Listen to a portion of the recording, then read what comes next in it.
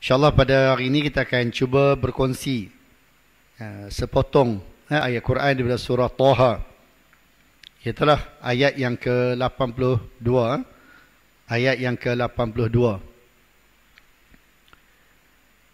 Firman Allah Ta'ala, A'udzubillahi minasyaitonirrajim. Bismillahirrahmanirrahim. Wa inni laghaffarun liman taba wa amana wa amila salihan thumma ihtada. Sadaqallahul azim. Surah Taha ayat yang ke-82.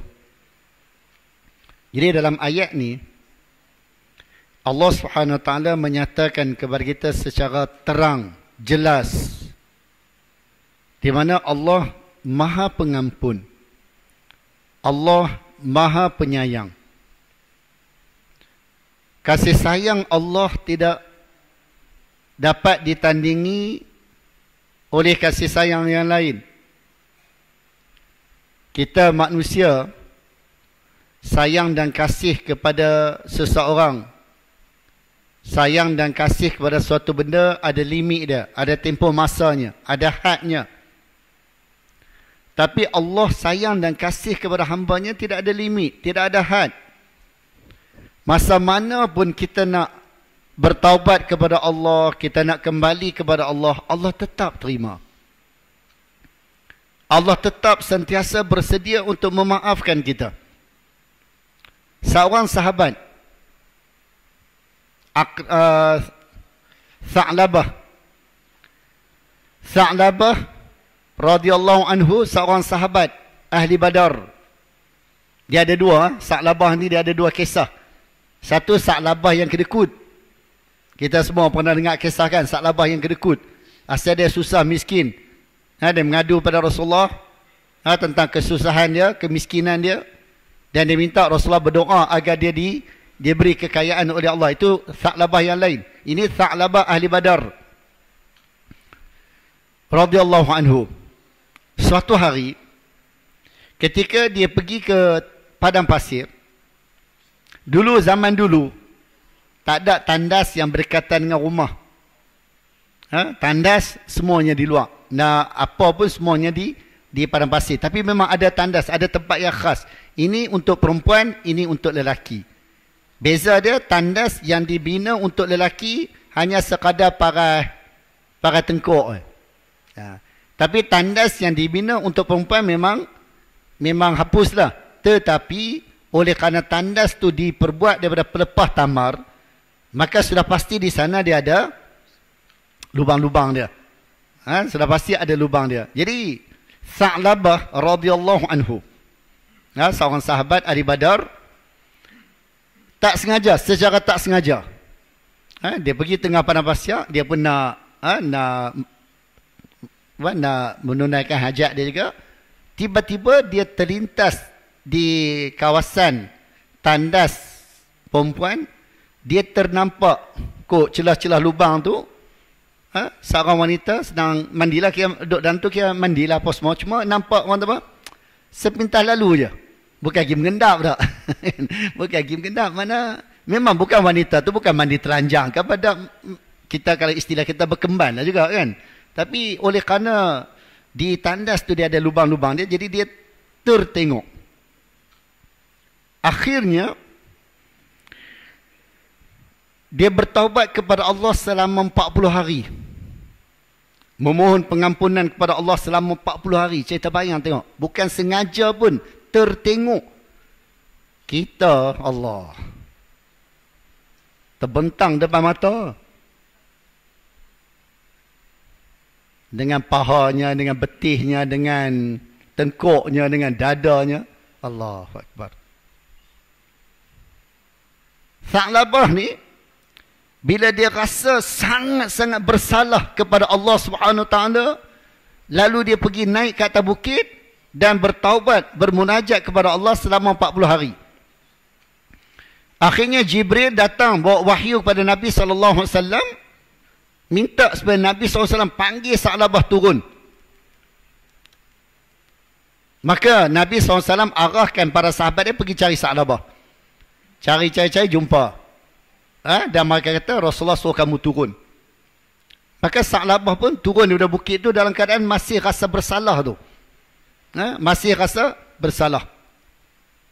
Dia pun datang menghadap Rasulullah, ya Rasulullah, saya telah melakukan dosa. Tolong berdoa kepada Allah agar Allah Ta'ala ampunkan dosaku. Lalu Nabi kata, wahai Sa'labah, Allah telah mewahyukan kepadaku bahawa segala dosa kamu, bukan hanya dosa yang dia tertengok orang perempuan tadi, mana segala dosa dia yang dahulu, yang pernah dia lakukan, semuanya telah dimaafkan oleh Allah. Masya Allah. Cerita bayang tengok. Orang yang dapat tahu bahawasanya dosa dia dah diampuni oleh Allah, cuba bayang tengok macam mana keadaan diri dia. Jadi bila Sa'labah tahu bahawa dosa dia telah diampuni oleh Allah Subhanahu Wa Taala, dia sangat-sangat bersyukur kepada Allah. Dia sangat-sangat bersyukur pada Allah. Selang beberapa hari dia jatuh sakit. Akhirnya Rasulullah pergi ziarah dia. Rasulullah tanya, apa yang kamu rasa? Ma adrakta fi qalbik, apa yang kamu rasa dalam hati kamu? Lalu Sa'labah kata, inni la arjua ay yaghfirullah khati'ati. Aku mengharap agar Allah Subhanahu Wa Taala ampun segala dosa-dosaku. Rasulullah kata, perasaan yang ada dalam diri kamu macam ni, perasaan yang ada macam ni yang ada dalam diri kamu ni adalah merupakan perasaan yang melayakkan Allah Subhanahu Wa Taala memberi pengampunan kepada kamu. Bila Rasulullah sebut dia, selang berapa lama dia pun meninggal dunia. Cerita bayang tengok. Nak cerita bahawasanya Allah sangat-sangat pengampun, sangat-sangat penyayang. Maka sebab itulah bila kita buat dosa, buat salah, jangan kita simpan. Jangan simpan, jangan sayang. Sebab kadang-kadang dulu. Bila nak taubat, tunggu pencin lah. Bila nak taubat, tunggu tua-tua esok lah. Itu pun kalau sempat sampai pencin. Kalau sempat sampai tua. Maka sebab itulah, bila kita buat dosa, buat salah, jangan simpan. Terus bertaubat kepada Allah. Terus mohon pengampunan kepada Allah SWT. Kenapa? Kerana Allah telah sebut dalam ayat ini, wa inni la ghaffarun. Sesungguhnya aku sangat-sangat memberi pengampunan. Allah Ta'ala ghaffar. Ni kalimah sirah mubalaghah. Allah sangat-sangat bersedia untuk mengampuni, tetapi liman taba, bagi orang bertaubat. Siapa yang bersedia untuk bertaubat kepada Allah, siapa yang bersedia untuk memohon pengampunan kepada Allah, Allah tetap akan mengampuni dosa dia. Orang yang bunuh sampai 100 orang, mula dia bunuh 99 orang, dia bunuh seorang pun dosa besar dah. Bunuh seorang pun dosa besar dah. Ini 99 orang. Tambah pula seorang lagi, jadi 100 orang. Tu pun Allah masih lagi memberi pengampunan kepada dia. Ahli kitab, Yahudi Nasara, maka mensyirikkan Allah. Syirik ni sebesar-besar dosa. Tapi Allah tetap bagi peluang. Kalau kamu bertaubat kepada Allah, kamu beriman kepada Allah, maka Allah tetap akan bagi pengampunan kepada kamu. Orang munafik, ya Allah Ta'ala sebut, innal munafiqina fid darkil asfali minan nar. Orang munafik ni duduk di tingkat yang paling bawah sekali neraka. Tu pun Allah Ta'ala kata, kalau mereka bertaubat, memohon pengampunan pada Allah, Allah tetap akan menerima taubat mereka. Fir'aun laknatullah. Sehingga ulama mufassirin mengatakan tidak ada orang yang paling jahat di atas muka bumi ni melainkan Fir'aun. Sampai sanggup mengaku Tuhan. Ada tok guru cerita dulu, Iblis pernah datang ziarah Fir'aun. Iblis datang ziarah Fir'aun. Iblis kata Fir'aun, hang ni teruk pada aku lagi. Tak tahu tok guru cerita, dia cerita kan. Nah, duk cari kat dalam kitab tak jumpa lah, tapi dengar tok guru cerita. Iblis tak tahu lah cakap Penang ke cakap. Iblis datang ziarah Fir'aun. Iblis kata, hang ni Fir'aun teruk lagi pada aku. Aku ni tak sujud pada Adam satu je. Dosa yang aku buat, kesalahan yang aku buat satu je, iaitulah tak sujud pada Adam. Hang ni sanggup mengaku Tuhan ni, apa cerita ni? Tu kata orang ni kalau jahat lebih teruk pada iblis lagi. Orang ni kalau jahat lebih teruk daripada iblis lagi. Tetapi ketika Firaun nak mati,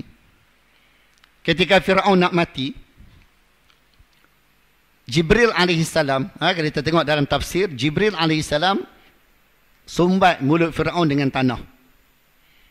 Dan mengikut apa yang disebut dalam kajian pun memang dalam mulut Firaun tu ada tanah.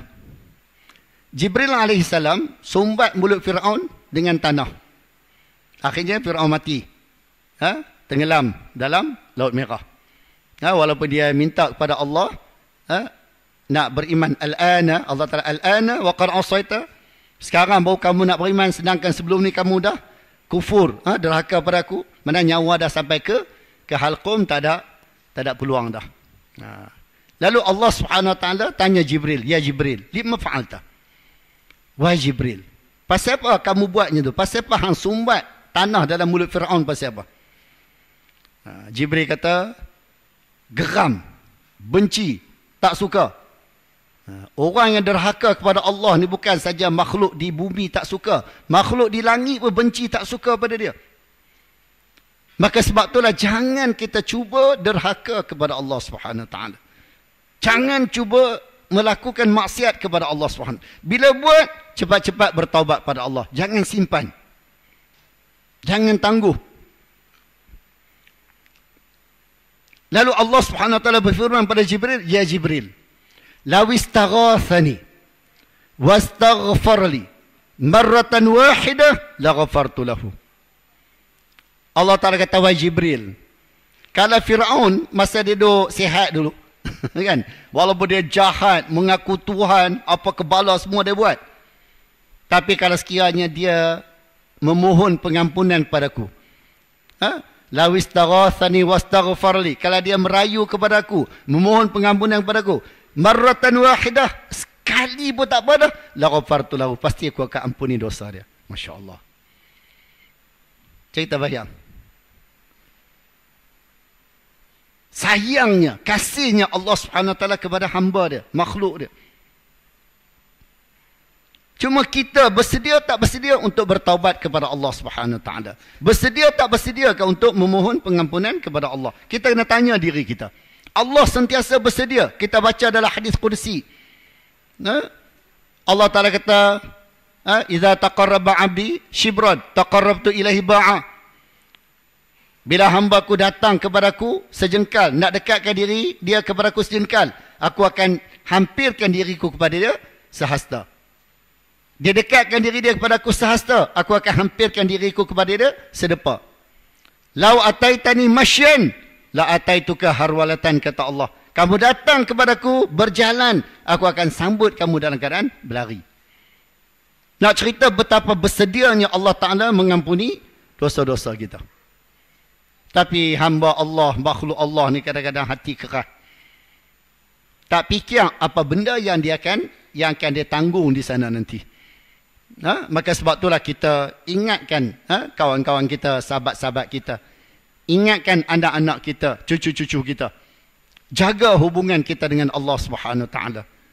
Beristighfarlah kepada Allah Subhanahu Taala, bertaubatlah kepada Allah Subhanahu Taala. Jangan kita gembira, jangan kita bangga dengan dosa yang kita buat.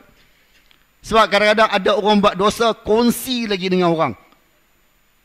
Ini antara dosa yang termasuk antara dosa yang besar juga. Dia buat dosa, dia kongsi dengan orang. Dia promosi ke orang. Ini antara dosa yang ni. Tapi kalau dia bersedia untuk bertaubat kepada Allah, Allah pasti bersedia untuk mengampuni dia, memaafkan dia. Sebab Allah SWT sebut, wa inni laghaffarun liman taba wa amana wa amila salihah. Allah Ta'ala kata, aku ni maha menerima taubat, aku tetap akan memaafkan. Tapi syaratnya, mestilah orang tu liman taba, orang yang bertaubat kepada Allah. Orang yang memohon pengampunan kepada Allah. Wa amana, dan dia kena beriman, dia kena yakin dan percaya bahawa Allah pasti akan menerima taubat dia. Allah pasti akan memaafkan dia. Ini kita kena yakin. Jangan kita tak yakin. Allah ni, Masya Allah. Kalau kita baca dalam Quran, kita baca dalam hadis Nabi SAW, Masya Allah, hebat. Banyak mana dosa. Lau ataitani biqurabil ardi khotoya.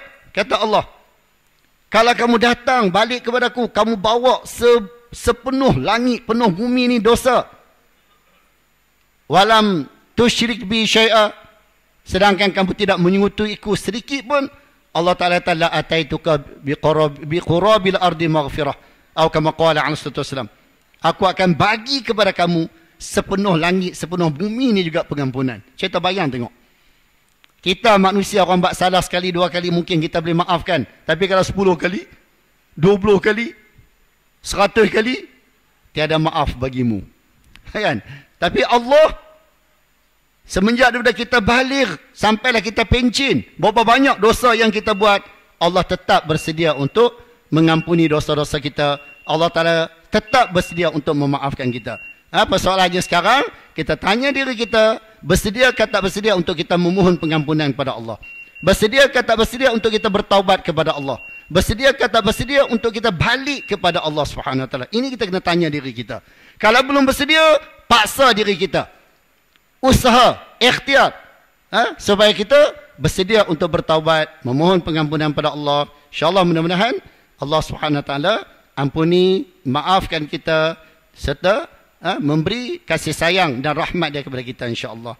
Wallahu a'lam. Aqulu qouli hadza, astaghfirullahal azim li wa lakum wa lisairil muslimin wal muslimat wal mu'minin wal mu'minat wa ya fawzal mustaghfirin wa ya najatat taibin. Assalamualaikum warahmatullahi wabarakatuh.